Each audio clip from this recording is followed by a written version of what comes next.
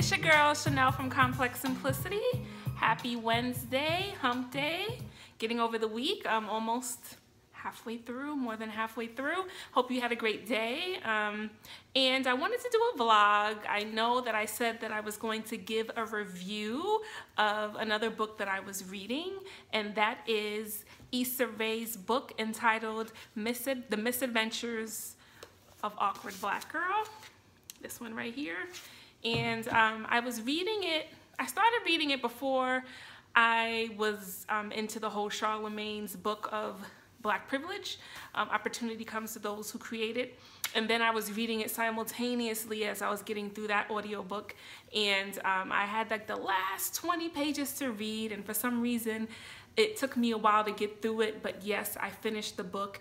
And I was reminded, like, oh shoot, I'm supposed to do a review on this. One of my girlfriends was over the house the other night and she asked me how the book was, and that kind of sparked my memory that I did say I would give a review on this book. Another girlfriend of mine had put me on to Issa Rae's show Insecure on HBO. I was a late bloomer, late to the party, but I made it.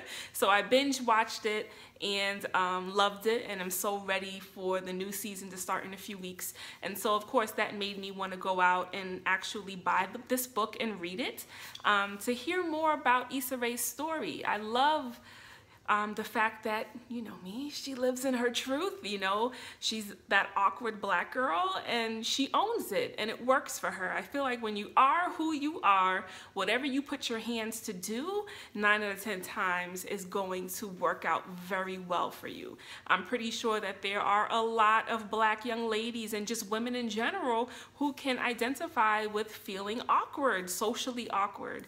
And so in this book, she definitely goes into detail about her growing up. You know, she moved around a bit. There were points where she lived in Africa, I believe, I want to say Senegal. Her dad's African.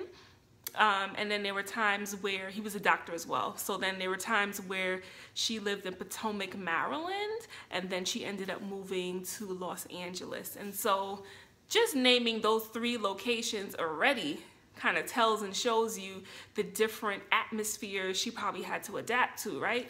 You know, African culture, that's major, you know what I'm saying? Very different from the American culture. So that's a part of who she is. And, you know, she was back and forth, you know, going to visit where her family's from. And then, you know, living in Potomac, Maryland on the East Coast, that's one way of life, right? And I think when she lived in Potomac, it was more of whites that she went to school with, right? So it was almost as if it's like, who's this girl? She's so different from us, right?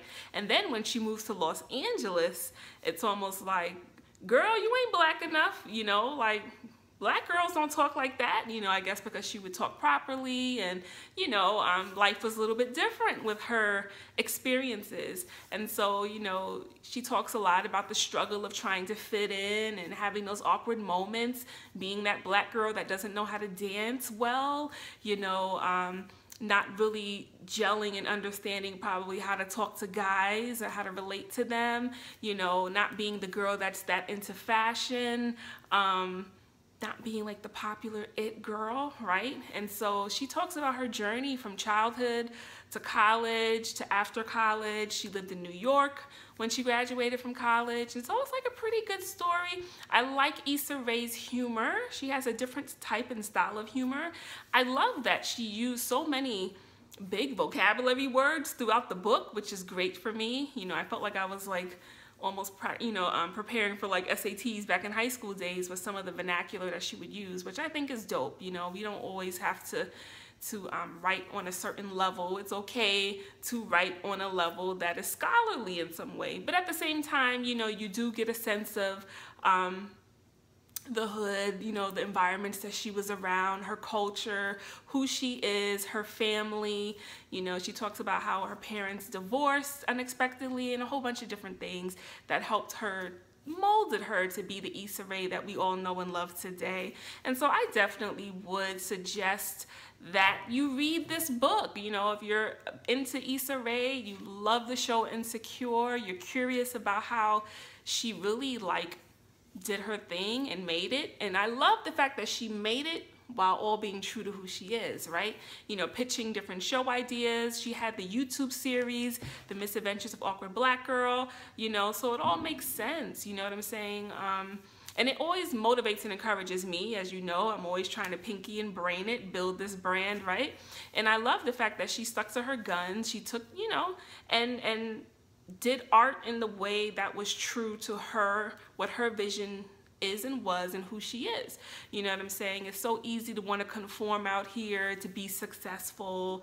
You know, I love the fact that she is who she is, you know, and to me, that makes the success feel so much more enjoyable because she didn't necessarily have to compromise the person that she is, the woman that she is, to make it, you know, and I'm big on that. With this complex simplicity brand I'm building out here, I'm not about compromising. I've said in earlier vlogs and blogs maybe a year ago, I recognize that this website may not be for everybody, and that's okay. You know, I know the target audience that I'm focusing on and who may relate to me and who I'm gearing my information and style of blogging to, right? You know, so I'm not trying to make everybody be into this movement and be down.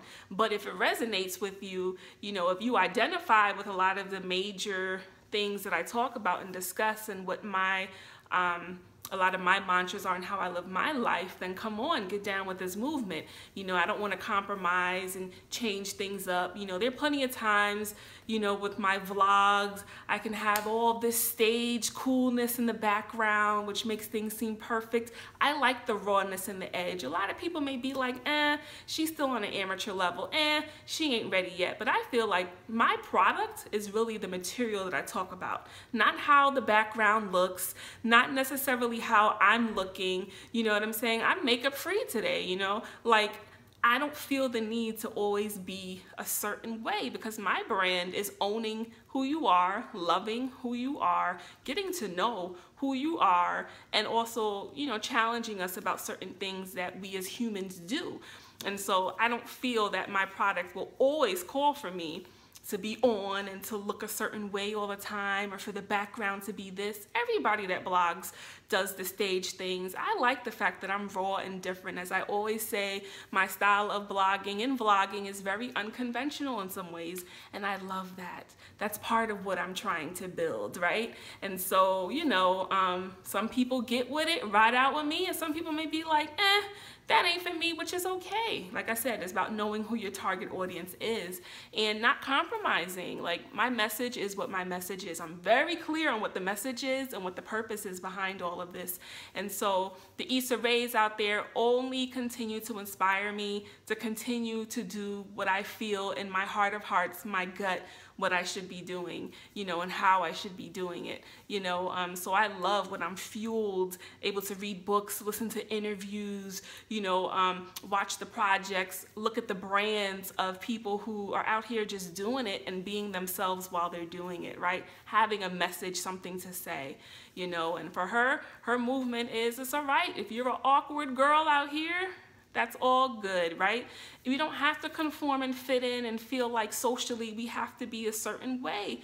Be who you are. Yes, there are areas that we can always improve upon and grow in life, right? But at the same time, her being the awkward black girl that she is helps her to get exactly where she is today. And so, like I said, it is a must read. Check it out. The book cost me, let me see, about $16. I got it from Target. You know, it's about 200 and maybe 20 pages, or 200 and change. Easy read. I think what slowed me down was the fact that between blogging, vlogging, spending time with my husband, sometimes having things to do in the evenings, it chopped into my reading. Whereas with Charlemagne's book, I bought the audio version. So anytime I was driving, because I live in my car, anytime that I was driving, I was able to listen to it, which helped that process go by faster. But actually reading this book took me some time, but I'm glad I got through it. You know, like I said, it's a pretty easy read, and go out there and check it out. Issa Rae, The Misadventures of Awkward Black Girl. Let me know if you've read it. Let me know if you're thinking about reading it. Let me know if you liked it. Let me know if you didn't like it so much. Let's talk about it. I'm gonna try to now look for some additional books to read. I was telling my mom the other day, I have like been feeling this itch to read more or to listen to books on audio.